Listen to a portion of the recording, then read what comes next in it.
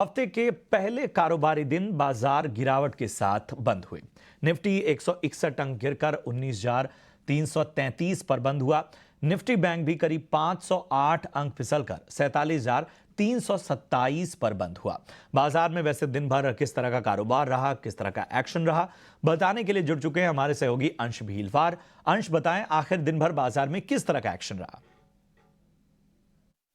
तो निफ्टी ने record high का स्तर छुआ, लेकिन गेंस को ज़्यादा देर तक होल्ड नहीं कर सके और 200 पॉइंट गिरकर लाल निशान में बंद होते हुए नजर आए।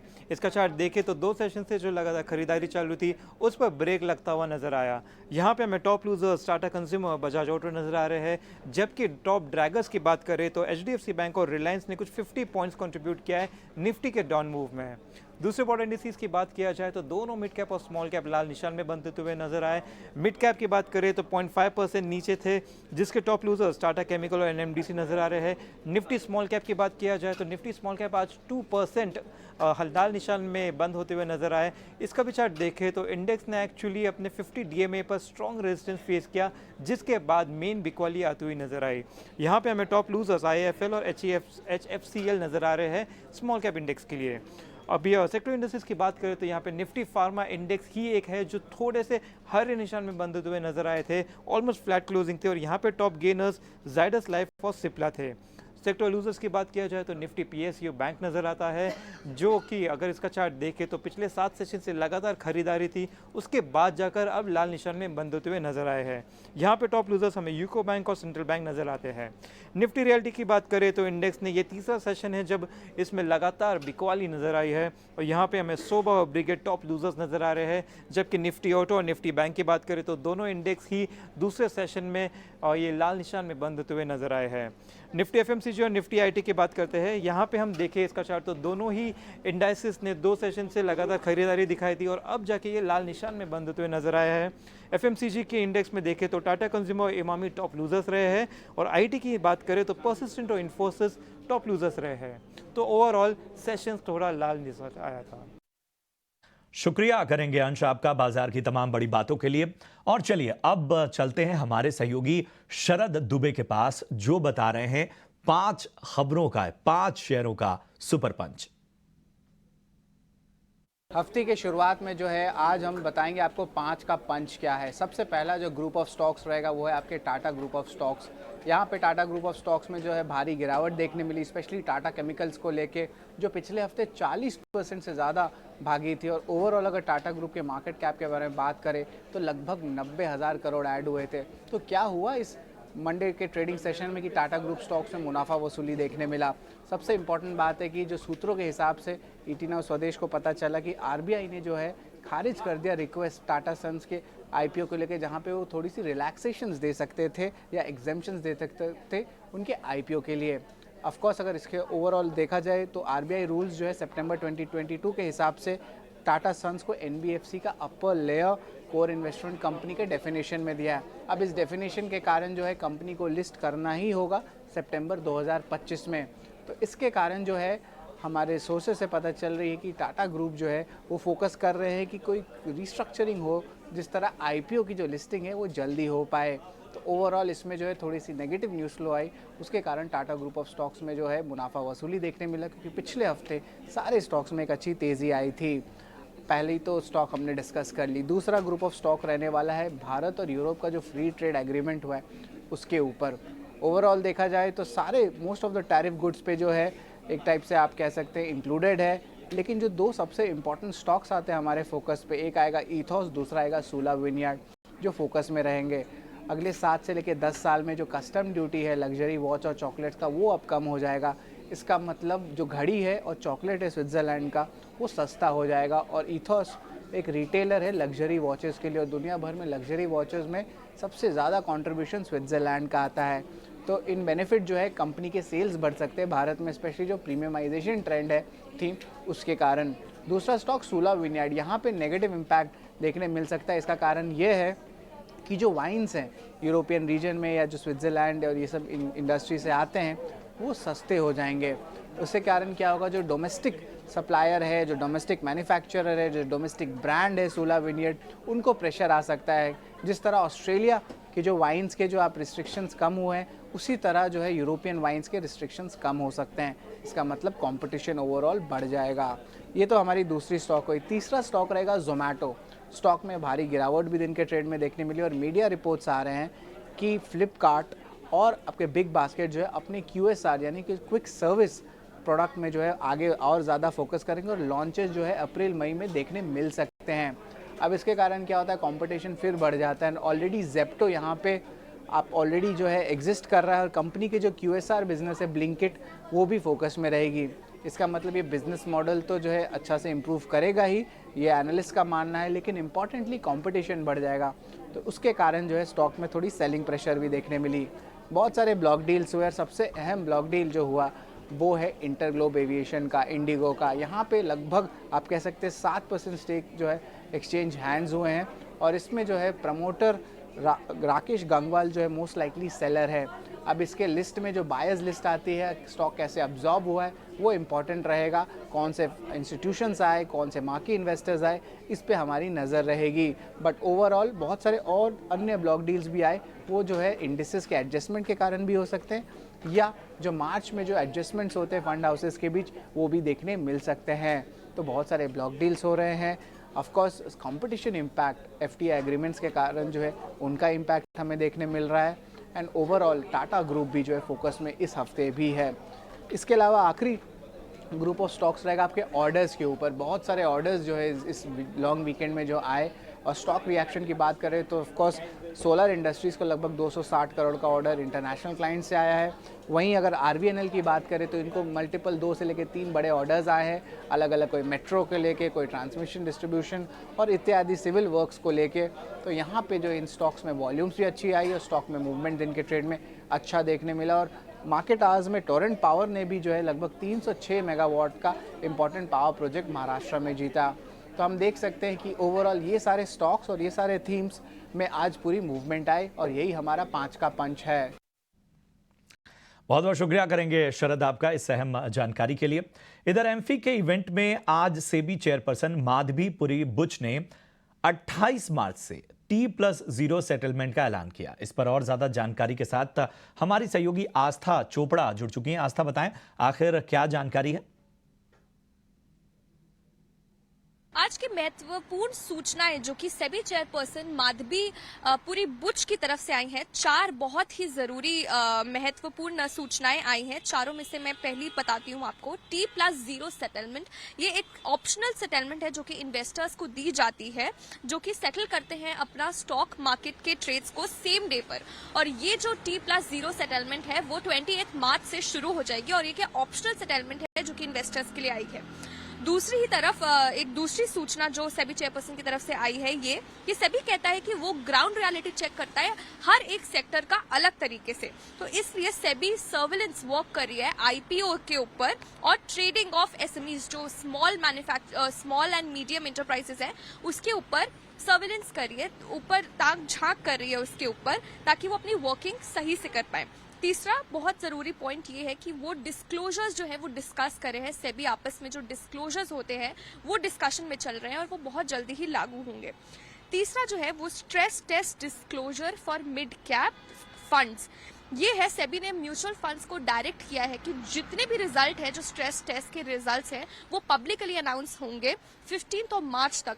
ताकि ये स्टेप इसलिए लिया गया है जो कि ट्रांसपेरेंसी इंप्रूव कर सके, रिस्क कम हो सके इन्वेस्ट के टाइम पर, और सारे रिजल्ट्स जब पब्लिक को आएंगे तो रिस्क बहुत ही कम होगा पब्लिक के लिए, इन्वेस्टमेंट्स के लिए।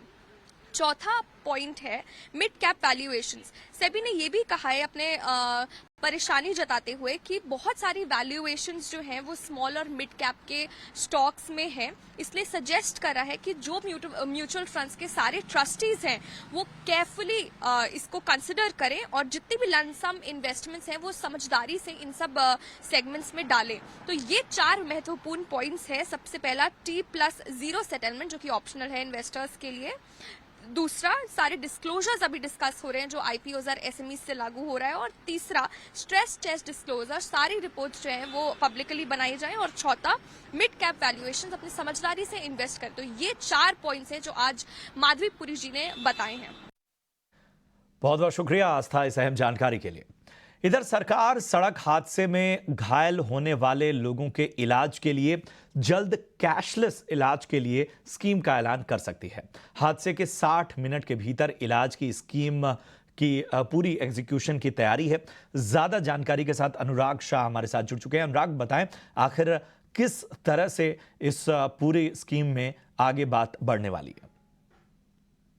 सरकार जो है गोल्डन आर ट्रीटमेंट फैसिलिटी को लागू करने जा रही है। कैशलेस ट्रीटमेंट, जिस तरह से नए मोटर व्हीकल एक्ट के अंदर प्रावधान था कि जो गोल्डन आर ट्रीटमेंट होता है वो रोड एक्सीडेंट विक्टिम को फ्री में देना चाहिए, इलाज उसका मुफ्त में होना चाहिए। और डेटा भी बताता है कि अगर पहला 1 घंटा जो होता है एक्सीडेंट के बाद, वहाँ पर अगर ट्रीटमेंट मिल जाता है, वहाँ हॉस्पिटल में अगर जो एक्सीडेंट का विक्टिम है उसको ले जाया जाता है, तो 50% तक जो रोड एक्सीडेंट में डेथ होती है उसे बचाया जा सकता है। तो इसी कड़ी में जो पायलट प्रोजेक्ट है वो हरियाणा और चंडीगढ़ के अंदर स्टार्ट किया जा रहा है और उसके बाद इसे पूरे देश में लागू किया जाएगा। 7 दिन या फिर 1.5 लाख रुपया, इन दोनों में से जो भी कम होगा, 7 दिन हॉस्पिटल का खर्च या फिर 1.5 लाख रुपया, इन दोनों में से जो भी खर्च होगा वो सरकार के द्वारा वहन किया जाएगा।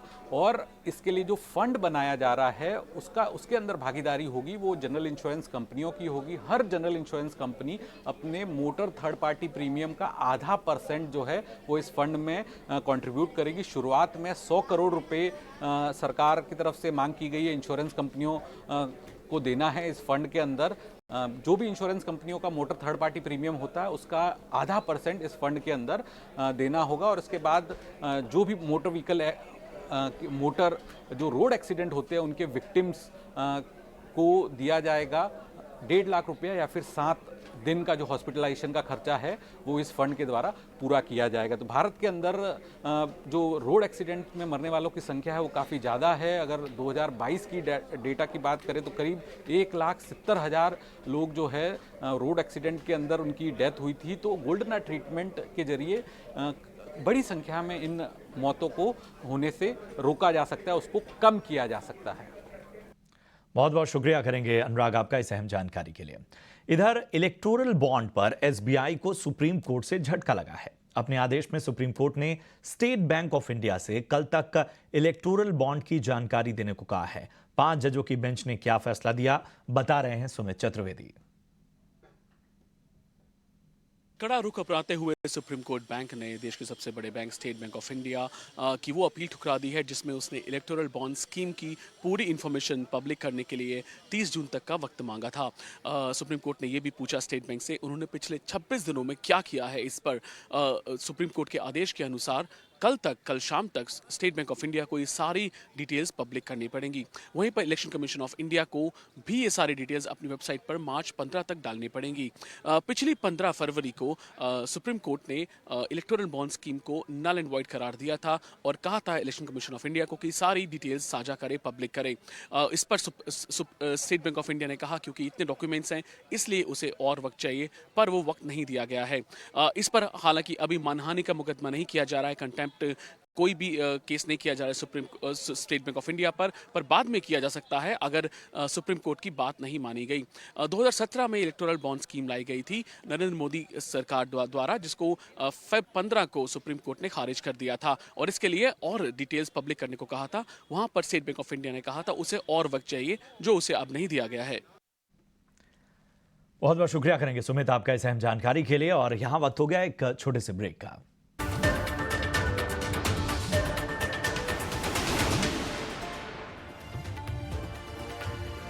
स्वागत है आपका ब्रेक के बाद। जी हां, इंफ्रा में रफ्तार से होगा देश का तेजी से विकास।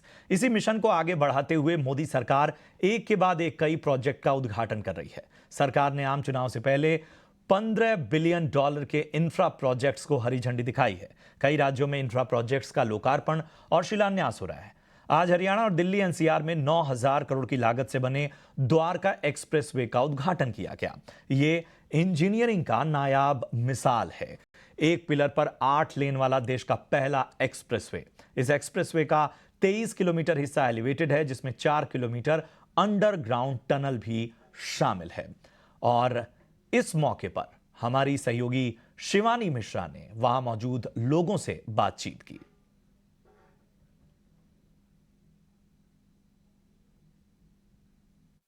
12 लाख से ज्यादा लोग जो हैं वो प्रतिदिन यहाँ पर ट्रैवल करते हुए नजर आएंगे और यहाँ पर जो लोग हैं उनमें भी बड़ी संख्या में उत्साह है और लोगों से मिल रहे थे। जब प्रधानमंत्री हाय कर रहे थे आप लोग बकायदा खुद हाथ यहाँ पर हिला रहे थे, कैसा लग रहा है? बहुत मजा आ रहा है। बहुत मजा आ गया। इधर आए हैं तो हमारा ये सफल हो गया कि हम देख भी पाए हैं। क्या उम्मीदें हैं? इतना बड़ा एक्सप्रेसवे जो है वो तैयार हो गया, इतने सालों से लोग वेट कर रहे थे, ट्रैफिक से निजात मिलेगी? ये बोलेंगे बहुत फर्क पड़ेगा। पहले ही दिल्ली एकदम भरी हुई है तो उसमें यह है कि एक्सप्रेसवे बनने से ये बहुत फायदा मिलेगा, बहुत लोगों का आने जाने का आसान हो जाएगा। बिल्कुल। मैं आपको तस्वीरों के जरिए दिखाऊं कि अभी भी इनॉग्रेशन से जो लोग हैं वो यहाँ पर आते चले जा रहे हैं। क्या क्या उम्मीदें हैं आप लोगों को? प्रधानमंत्री यहाँ पर लोगों से मिलते एक तरीके से भेंट देते हुए आगे गए। Ma'am we are a family, we are a Modi परिवार, तो कैसे हो सकता है कि मोदी का जो मतलब हमारा उनका परिवार खड़ा है और वो उनसे बिना मिले चले जाए। सो यही तो एक खासियत है हमारे प्रधानमंत्री जी में कि he is totally different from the other people. He take each and everyone is a family. Okay. जी हाँ, तो इंफ्रा में ये जो एक से बढ़कर एक नए कीर्तिमान बन रहे हैं, इसके मायने क्या हैं? देश की तरक्की में इससे किस तरह से देखा जाए, इसी पर चर्चा के लिए हमारे साथ खास मेहमान जुड़े हैं। मैं परिचय करा दूं, सुनीत के माहेश्वरी साहब हमारे साथ हैं। आप मैनेजिंग पार्टनर हैं उद्वेग इंफ्रा पार्टनर्स में और इंफ्रा के क्षेत्र में एक बहुत जाना पहचाना नाम हैं सुनीत सर। सबसे पहले तो बहुत बहुत शुक्रिया, आपने हमें समय दिया। मैं सबसे पहले ये जो इंजीनियरिंग मार्बल जिसको कहा जा रहा है, जो एक पिलर पर 8 लेन का इतना ज़बरदस्त एक्सप्रेसवे है, टेक्नोलॉजी के साथ एक अलग तरह का तालमेल बना है, इसके मायने समझना चाहता हूं और इंफ्रा के लिहाज से इस तरह की जो उपलब्धियां हैं वो कितनी अहम होती हैं।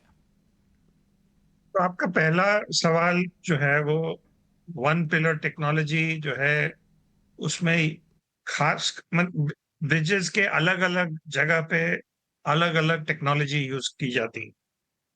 तो जब आप सिटी के अंदर कोई ब्रिज बनाते हैं तो जो नीचे ब्रिज के नीचे जगह है उसकी सेविंग करनी होती है, तो ये वन पिलर टेक्नोलॉजी से वो फायदा होता है। और इस ब्रिज के साथ में कुछ सर्विस रोड्स वगैरह हैं, इंटरचेंजेस हैं, नीचे भी जो जगह है वो यूज हो सकती है। तो खासकर जब शहरों में, तो गुड़गांव और दिल्ली एक बड़ा बिजी सेक्शन है और काफी पॉपुलेशन है, तो इसलिए जब हम एक पिलर यूज करना चाहते हैं वो नीचे स्पेस सेविंग हो जाती है। और अब बाकी जो आपको अंदर नीचे फैसिलिटीज करनी हो, सर्विस रोड करनी हो, इंटरचेंजेस के लिए करना हो, वो उसकी सुविधा होती है। तो ये हो गया आपका main thing. Delhi Gurgaon country का एक बड़ा बिजी सेक्शन रोड का रहा है जहां बहुत ट्रैफिक की प्रॉब्लम्स रही हैं। ये रोड से फिर एयरपोर्ट की कनेक्टिविटी भी है। तो हमारे हिसाब से वो जो दिल्ली से जो गुड़गांव हमको जाने को समय लगता था वो थोड़ा काफी टाइम लग जाता था। इस एक्सप्रेसवे से हमारे हिसाब से गुड़गांव का इकोनॉमी फिर से थोड़ा सा रिवाइव होगा, क्योंकि traffic was one of the major constraints. वहां बहुत रेजिडेंशियल और कमर्शियल का काफी हद तक रिवाइवल हो। बिल्कुल सुनीत सर, एक चीज़ मैं और समझना चाहता हूं। अगर हम ओवरऑल हाल फिलहाल के इंफ्रा सुधारों को देखें, हम देख रहे हैं कि बहुत बड़े पैमाने पर देश के हर हिस्से में इस तरह के इंफ्रास्ट्रक्चर मार्बल हमें नज़र आ रहे हैं। किसी भी देश की तरक्की के लिए, और जब हम बात करते हैं कि हम धीरे धीरे एक बड़े विकसित देश की ओर बढ़ रहे हैं, हमारे लक्ष्य भी अब पास नज़र आ रहे हैं, कितना बड़ा फैक्टर है इंफ्रा सुधार? बहुत बड़ा। और देखिए, अगर आप देश के इंफ्रास्ट्रक्चर स्पेंड्स देखिए तो काफी कुछ बंबई में हो रहे हैं, कोस्टल रोड, MTHL वगैरह। कुछ दिल्ली के आसपास, around Delhi, peripheral road, Delhi से कनेक्टेड, वो सब काफी बढ़ रहे हैं। और दिल्ली और बॉम्बे अमंग अदर थिंग्स, ये जो दिल्ली गुड़गांव पूरा NCR रीजन है और बॉम्बे, दे ऑल्सो ये देश की जो टैक्सेस हैं उसको भी काफी कंट्रीब्यूट करते हैं। तो जायज मामला है कि अगर आप यहाँ इंफ्रास्ट्रक्चर पे थोड़ा सा स्पेंड करेंगे तो इकोनॉमी और डेवलप करेगी, फिर रेवेन्यू और बढ़ेंगे।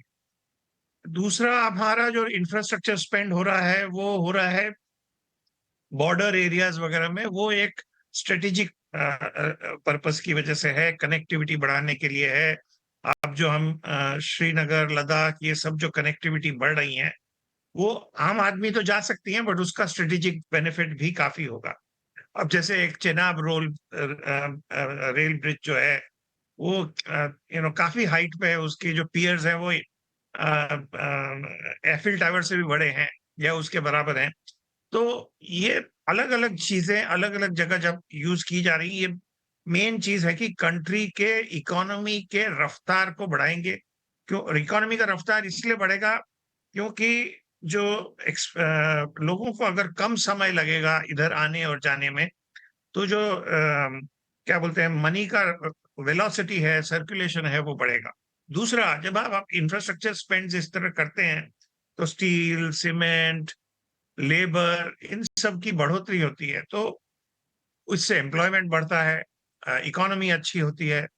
तो हमारा हिसाब है कि जो इस करंट गवर्नमेंट में जो खासकर अभी जो इंफ्रास्ट्रक्चर के ऊपर कुछ जोर दिया जा रहा है, और खासकर स्ट्रेटेजिक लोकेशंस जैसे अर्बन सेंटर्स, चार धाम के उधर, या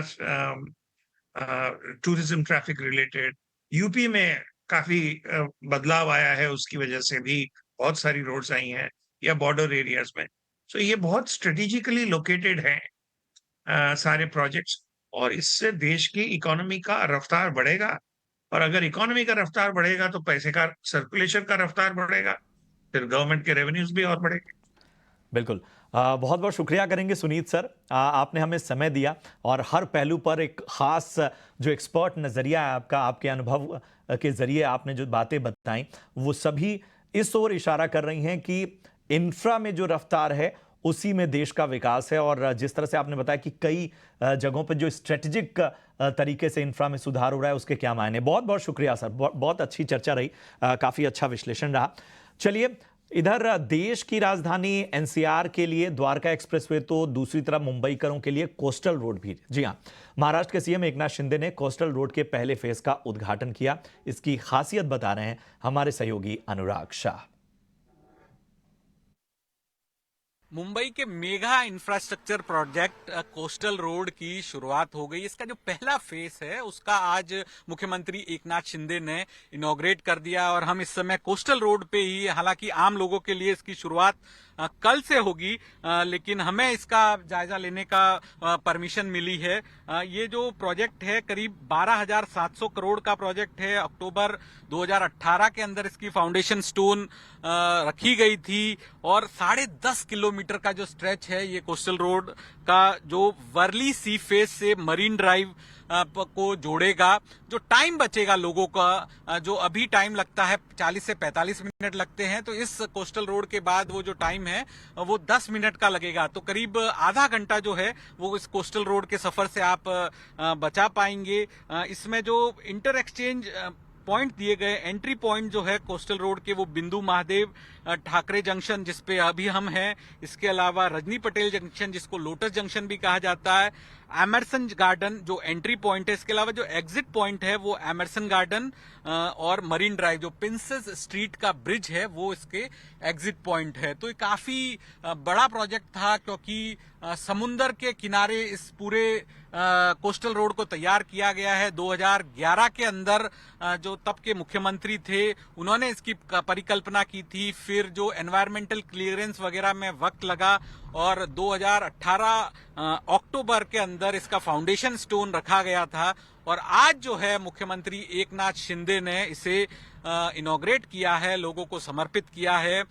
मंडे टू फ्राइडे जो है इसका कोस्टल रोड जो है लोगों की ट्रैवल के लिए खुला रहेगा, सुबह 6 बजे से लेके रात को 8 बजे तक। इसमें जो 2 व्हीलर्स है उनकी एंट्री रिस्ट्रिक्टेड है, इसके अलावा जो हैवी गुड्स व्हीकल्स होते हैं उनकी एंट्री भी रिस्ट्रिक्टेड है। तो मेगा इंफ्रास्ट्रक्चर प्रोजेक्ट चुनावों से पहले मुंबई की जनता को आज समर्पित कर दिया गया है। कैमरा पर्सन जीतू मौर्य के साथ अनुराग शाह, ET नाउ स्वदेश के लिए। तो जी हाँ, इंफ्रा में जो रफ्तार है उसकी तस्वीर आपने देखी, उस पर हमने खास चर्चा भी की। फिलहाल मुझे और मेरी पूरी टीम को दीजिए इजाजत, आप देखते रहिए ET नाउ स्वदेश। नमस्कार।